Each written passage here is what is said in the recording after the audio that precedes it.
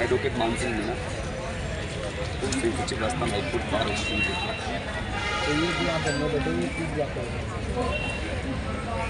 इस देश के अंदर शिक्षा का व्यापारीकरण, निजीकरण एक लंबे समय से आज़ादी के बाद से होता है। इसके चक्कर में गरीब बच्चा, मजदूर का बच्चा शिक्षा से वंचित रह जाता है। इस दर्द को समझते हुए एक पहल शिक्षा के नाम से इस ट्रस्ट के अध्यक्ष हमारे साथी, हमारे भाई देवमित सर लंबे समय से को लेकर के इससे प्रयास कर रहे थे और राजस्थान की तत्कालीन प्रदेश सरकार ने इस सरकार के साथ, इस संस्था के साथ एक MOU की अनुबंध किया, जिसके तहत सरकार IAS और RS की कोचिंग करने वाले बच्चों के लिए इस संस्था को निःशुल्क भवन प्रोवाइड कराएगी। सिर्फ भवन, बाकी किताबें, पेंसिल, LED, समस्त प्रकार के जितने भी साधन सुविधाएं हैं वो ये संस्था प्रोवाइड कराएगी। इसका अनुबंध किस तारीख को होता है? 5 जनवरी 2023 को बिरला ऑडिटोरियम के अंदर माननीय मुख्यमंत्री की मौजूदगी के अंदर इसका अनुबंध हुआ। उसके बाद 2 जून से संपूर्ण प्रदेश में 7 में राजस्थान विश्वविद्यालय के अंदर सरकार ने जगह प्रोवाइड कराई और 22,000 सेंटरों पर ये निःशुल्क शिक्षा का जो कार्यक्रम IAS RS का वो चालू हो गया। लेकिन जैसे ही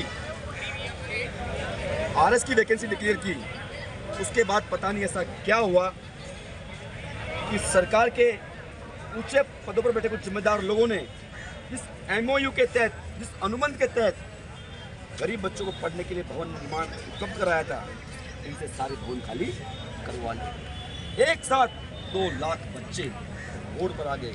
उनकी उम्मीदें टूटने लगी, उनका विश्वास टूटने लगा। लेकिन उनके बीच में एक शख्स ऐसा था जिसने बिड़ा उठा रखा था एक पहल शिक्षा के, अमित सर, इनसे देखा नहीं गया। तब से लेकर के 28 जून के बाद से लगातार लेकर के उन्होंने कई ज्ञापन दिए, धरने दिए, प्रश्न दिए और जब ये मामला हमारे संज्ञान में आया, हमारी नींद यही है कि शिक्षा के नीति पूरे देश में एक जैसी होनी चाहिए। तब से मिलकर इस लड़ाई को लड़ रहे हैं। लेकिन जब सरकार ने इस मामले को नहीं माना, पिछले 60 दिन से जो हमारे बीच में खड़े देव सर आमरण अनशन पे अन्न और जल त्याग करके इन बच्चों के साथ 7 दिन से बैठे हुए हैं और आज उन्हीं मांगों को लेकर के यहाँ पे बैठे हुए हैं। और इन्होंने तय कर लिया हमने कि जब तक सरकार जो हमसे वादा किया था कि बच्चों को निःशुल्क भवन उपलब्ध कराने का, उन मांगों को तब तक सरकार नहीं मानेगी या फिर कोई उचित कारण देगी। जो वादा आपने किया, अनुबंध किया, लिखित में हमारे पास पूरे आदेश है और उसी की पालना आप लोग नहीं कर रहे। हमने भी तय कर, हम भी क्रांतिकारियों के वंशज हैं। हम भी उस देश में रहते हैं जिस देश के लिए भगत सिंह ने, सुभाष चंद्र बोस ने कुर्बानी दी थी। या तो हमारी मांगों को पूरी, नहीं तो हम, जब तक हमारी मांगें पूरी नहीं मानी जाएगी, हम यहाँ लड़ते लड़ते अपने प्राणों का त्याग कर देंगे। लेकिन यहाँ से मिलने वाले नहीं, पूरी मांगों के साथ यहाँ पे जब भवन देने को वापस किए, ये तो सरकारी बताए, मैंने बताया ना आपको, या मीडिया बताए, या मीडिया उनसे पूछे जा करके। जिस प्रकार से मीडिया आज आकर के हमसे पूछ रहे हैं, मैं चाहता हूँ चैनल के माध्यम से, मीडिया क्या होता है? संविधान का चौथा स्तंभ। जब शासन प्रशासन फेल हो जाता है तो मीडिया अपना काम चालू करता है ताकि समाज का आईना मीडिया के माध्यम से सरकार का आईना जनता को दिखाए। ये सवाल तो मीडिया को जाकर के समाज में बैठे हुए, कैबिनेट में बैठे हुए मजबूत मंत्री लोग और उस अनुबंध की जिस दिन ओपनिंग हुई थी उसमें बैठे हुए सारे मंत्री लोग, उनसे जाकर सरकार पूछे आखिर आपकी ऐसी क्या मजबूरी है कि आपने घोषणा करी, आपने खाना खिलाया और वो खाने का निवाला हमारे पेट में गया ही था कि आपने वापस छीन लिया, ऐसी आपकी क्या मजबूरी है? मैंने कहा इस देश को शिक्षा का व्यापार बना के रख दिया। जैसे ही RS की वैकेंसी की घोषणा हुई, सरकार ने इनके जो भवन दिए थे वो खाली करवा लिए। ये सवाल तो मीडिया को पूछना चाहिए कि भाई खाली क्यों करवा लिए? आप भी जानते हो, हम भी जानते हैं। ये पूछे इनसे कि आखिर ऐसी क्या मजबूरी थी कि RS की वैकेंसी डिक्लेयर होते ही आप लोगों ने वो भवन जो आपने अलॉट किए थे उनको वो खाली करवा लिए। हम आप तो वो दें, हम इस पर गहराई में जाना नहीं चाहते। हम तो ये कहना चाहते हैं कि या तो हमें स्पष्टीकरण दो। आपने वाहवाही लूटने के लिए अखबार में, मीडिया में सब दे दिया कि हम गरीब राजस्थान के गरीब बच्चों को फ्री कोचिंग व्यवस्था के लिए सरकारी सुविधाएं, सरकारी भवन उपलब्ध कराएंगे, तब तो आपकी बहुत हवाएं हुई। और ऐसी क्या मजबूरी हुई कि 1 महीने बाद ही जैसे गवर्नमेंट ने वैकेंसी निकाली, आरएस की घोषणा की, और तो सारे भवनों पर ताला लगा दिया गया बगैर बिना किसी उचित कारण बताए। तो मैं तो सारे मीडिया वाले भाइयों से कहना चाहता हूँ, यही मीडिया का धर्म है।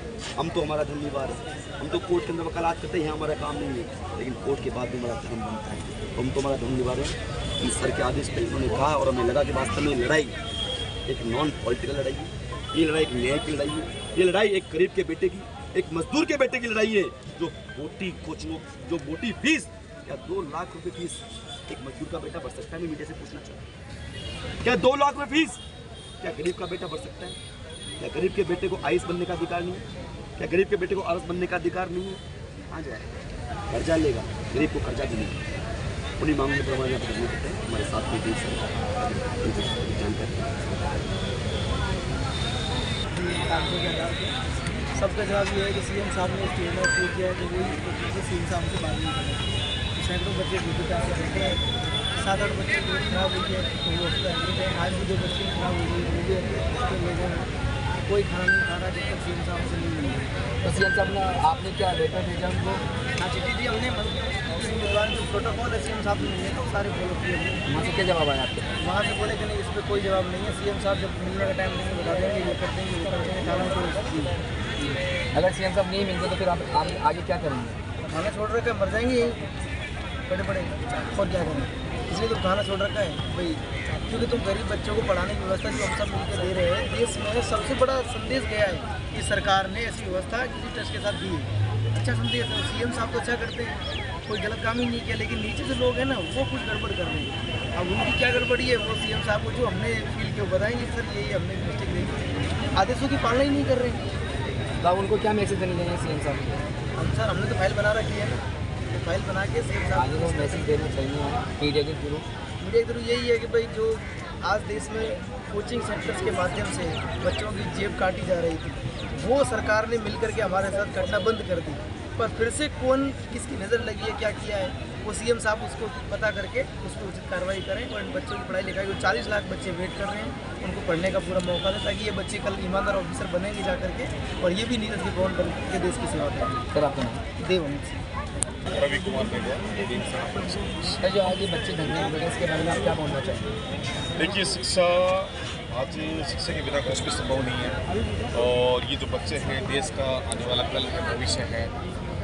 जो कि सरकार ने, गलत सरकार ने जो ये योजना लेकर के आए, एक पहले की कि सबको फ्री पढ़ाएंगे और 2-2 लाख बचाएंगे, इस योजना को लेकर के आए, और सरकार अपने वादों से मुकर रही है, अपनी बात से मुकर रही है। इनको बच्चों को जो शिक्षा, जो संचालित एक व्यवस्था इनको चाहिए, वो व्यवस्था क्यों नहीं मिल पाती, और जो व्यवस्था थी वो इनसे छीनी गई। इनको आज सड़कों पे खुला छोड़ दिया। ये जो बच्चे हैं, कोई IAS IPS के बच्चे तो हैं नहीं, कोई अडानी अंबानी, कोई बिरला टाटा के बच्चे नहीं है। ये सभी गरीब परिवार से, तबके से आने वाले ये बच्चे हैं, किसान मजदूर के बच्चे हैं, और इतना पैसा जो कि ये व्यवस्था नहीं कर सकती। आज फ्री कोचिंग के नाम पे ये सभी लोग, आज ये जो इस सुविधा की बात है, इस योजना की बात है, और सरकार इस तरीके से अपने वादों से मुकर करके इन बच्चों के साथ कुठाराघात कर रही है, इनके भविष्य का खिलवाड़ कर रही है।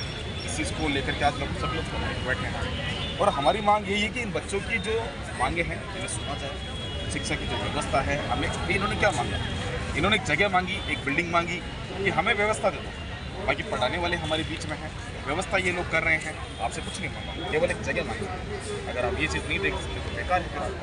फिर सर बच्चे कहाँ से आए? ये बच्चे पूरे राजस्थान के कोने कोने से हैं। ऐसे पिछड़े क्षेत्रों से ये लोग आए हैं जहाँ से मतलब जहाँ शिक्षा का बहुत अभाव है। गरीब बच्चा पैसों की कमी, पैसे के अभाव में जो उच्च शिक्षा है वह हासिल नहीं कर सकता। बाकी बड़े सपने बहुत दूर की बात है, लेकिन आज अगर सरकार ये योजना लेकर के आई है तो कम से कम इस पर अपनी बात को खरा तो उतरे। यही हमारी मांग है कि इनके बच्चों की सुनी जाए। जैसा भी सुना यार 2 बच्चों की तबीयत खराब हुई, तो उसके बारे में क्या बोलना? देखिए, पिछले 11 तारीख से लेकर के ये लोग बच्चे के प्यासे अनशन पर बैठे हैं, धरना दे के बैठे हैं। मैं कल बच्चों से मिला था सेंट्रल पार्क में। 7 बच्चे SMS हॉस्पिटल में एडमिट थे, जिसमें 2 बच्चे ICU में थे। और अभी भी मेरे सामने, मैं जब यहाँ सुबह धरने पे आए हम लोग, तो बच्चे यहाँ तड़प रहे थे, बिलख रहे थे। उनकी ऐसी हालत हो रही थी, मतलब उसके प्यासे आप देखिए लोग। तो सरकार को सोचना चाहिए और कुछ कड़े कदम उठाने चाहिए बच्चों के हित के लिए, भविष्य के लिए। और हमारी भी यही मांग है कि बच्चों के भविष्य के साथ में शिक्षा के साथ खिलवाड़ ना करें।